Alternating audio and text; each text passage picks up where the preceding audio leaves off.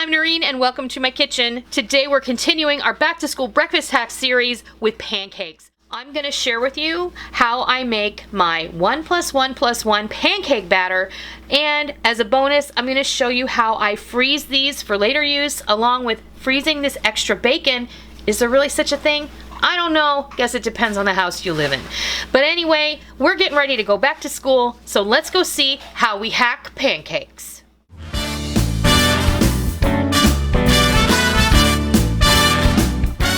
This is my 1 + 1 + 1 pancake recipe. Super easy. We're gonna double it today. So for every cup of flour, you need a cup of milk, 1 egg, 1 teaspoon of baking powder, a tablespoon of sugar, and a pinch of salt. So what you see in front of you is 2 cups of flour, 2 eggs, 2 cups of milk, 2 tablespoons of sugar, and 2 teaspoons of baking powder, and a half a teaspoon of salt, because that's where I'm at for that today. So this could not be any easier.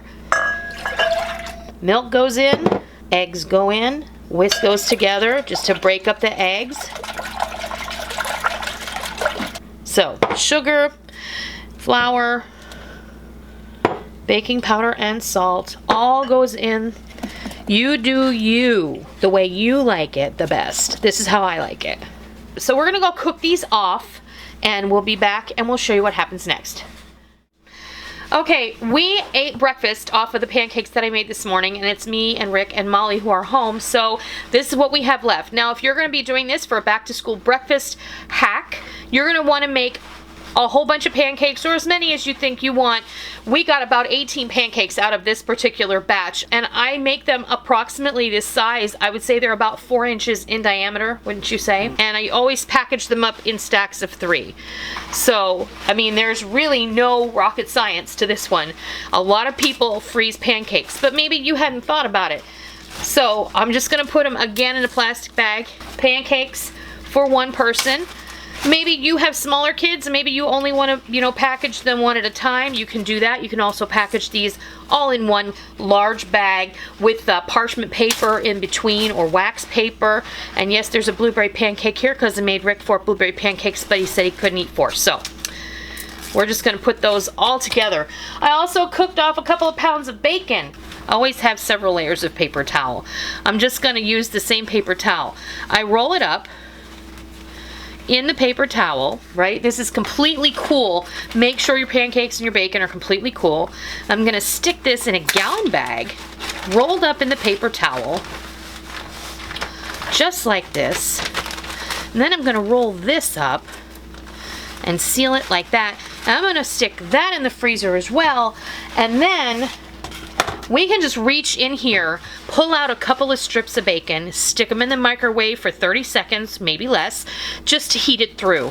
The pancakes are the same. The way that we reheat these pancakes, we take them out of the bag, we wrap them in a paper towel, we stick them in the microwave for 1 minute even. Then we unwrap them and we enjoy them.